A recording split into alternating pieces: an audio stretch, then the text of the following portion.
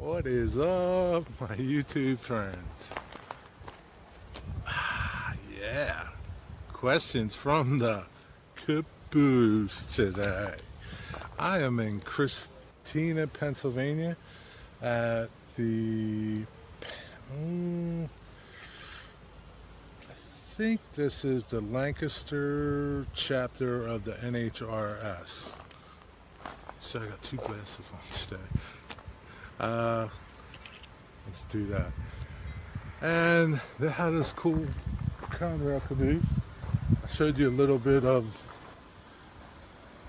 that in the front, in the beginning.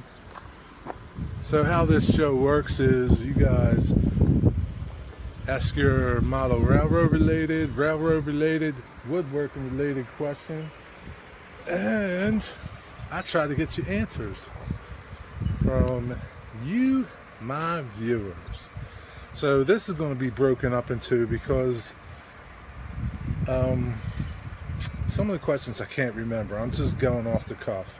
So my first question is from Andrew Cummins. Andrew, thanks for your question. And I think you're new here. Welcome. I hope you come back. And Andrew has a question for my Canadian modelers or my Canadian rail fans. Andrew wants to know, for shunting, what type of an engine would they use in the 60s and 70s era for shunting, switching in Canada? So let Andrew know in the comments below. We'll all appreciate it, and hopefully we can get Andrew an answer to that question. My next question is from Mark Arnold. Mark wants to know, what's the deal with these fallen flags? Why are they still out there? Well, I guess the best that I could guess as to why they're still here is because, they don't want to paint them, I'm guessing. You see, they're still patched out, so they're for that road. If they're on CSX or if they're owned by CSX, they're patched out. So, and if they're not patched out, then they're privately owned by a company. Like the hopper cars, some of them are privately owned now. So that's my question, my answer to you, Mark Arnold. If they're not owned by the railroad, then they're privately owned cars from, say, grain places or hopper related industries. So that's it for that. Happy birthday, Jerry! Thanks, Bill. That's my buddy Bill. Today's my birthday. Well, today is Friday. We're at Strasbourg. I worked this morning early, and I took the rest of the day off. And we came to Strasbourg to see the first day of steam. So, yeah, you'll be seeing this Sunday, so you'll be late on my birthday, but I appreciate your wishes. My next question is going to be from Delaware Railfan, I think is his name now. Jeff over there, he changes his name more than I change clothes. I'm going to have to get back to his question because it was 4 parts and I don't remember them all. And I'm going to take a look and see if I missed anybody. So I'll be back somewhere else like that. That's a cool caboose though. One day we'll go in it. And it's all restored. I think that's all, as close as I can get away. Let me do this. So there's the caboose. It's really nice, and I'm guessing it's restored inside. A fellow here asked me if I wanted to go in, but I said no. I didn't want to bother him. It's it's a Friday, and I appreciated that offer. So I'll be back with the next part of the show, probably from the truck.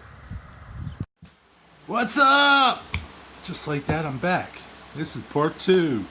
Hey, I hope you guys enjoyed that little trip I took to Stroudsburg. There's going to be, I think, some steam video coming during the week, probably. Not much, but we only caught two trips, I think, or one trip. Stroudsburg right now is only doing, I think, 3 trips in their day. They start at, I think, 11, and there's like 45 minutes between trips for them to clean the car. So, let me get to that last question from Delaware Railfan. Jeff, my friend, I hope you're doing well. Jeff has 4 questions for me. Jeff always has some good questions, too. His first question is, he wants to know why they use remote engines at Wilsmere Yard on CSX instead of an engineer. And it would be just a guess, and it's probably to save money. So they only need one person to do switching with those remote engines, I believe. So they don't need an engineer. But I believe that the conductor that does the switching gets engineer pay. So they really only have to pay one person to do switching. That's the way I understand it. So, and that doesn't happen all the time, just sometimes. Second question is, East Penn Railroad, have they always been a freight line? And I asked a friend of mine who used to work for them, and yeah, they've always been a freight line. I think at one time they wanted to try passenger service, but it just didn't work or something. Always been a freight line. They have, I think like 5 other lines that they do. I know there's one out in Denver, PA. We saw them on our trip to on our trip to Reading. Out Reading last Tuesday, we saw them, and there's another one in Bristol, PA, and a couple others. So they're pretty, and they're not connected, like line-wise, but it's a big switching operation, a big short line railroad.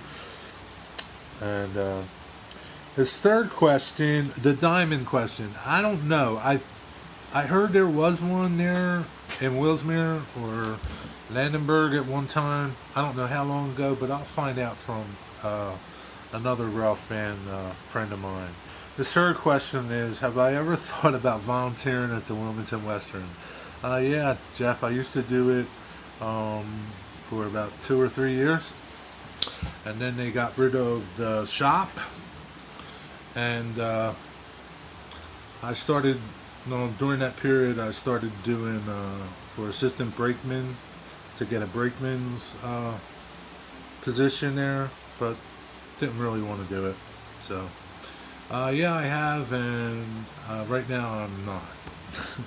So, and his last question to me is, his landscaping and garbage truck videos lately that he's been doing, because he can't go out at Railfan.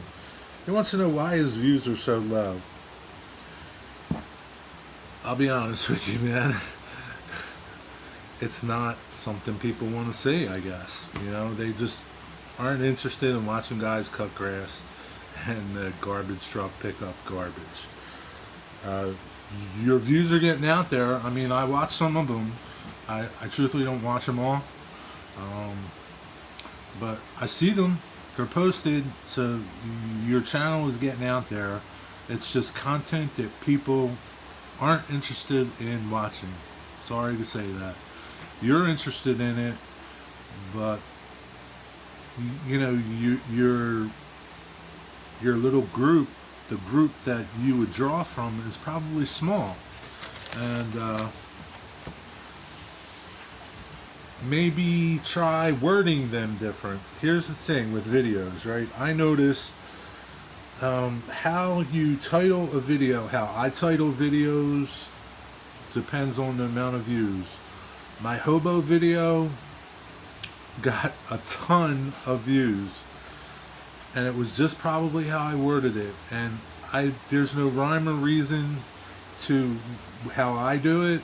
It's just like whatever pops into my head for a video title pops in, and I'm stuck with it. And it's like sometimes it's a plus, sometimes it's not. So I hope that helped you, man. But probably not many people want to watch people cut grass and pick up trash. Sorry, my friend.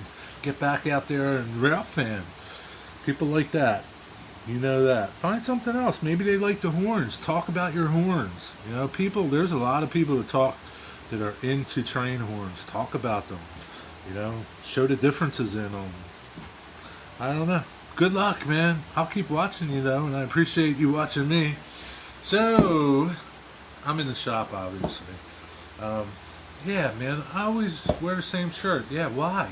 Why, Jerry? I have like, I don't know, 8 or 10 of these. They're lightweight, they're comfortable.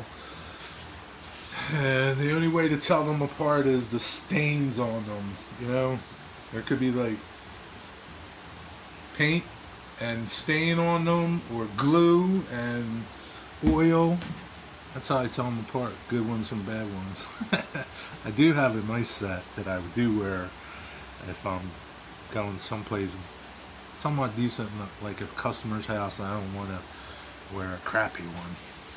So I appreciate all your questions, and I appreciate those of you that are going to help answer these questions. Sorry this went long. It's a long video. There's some good stuff in it, though. I hope you stuck around and watched it. Be well, be blessed.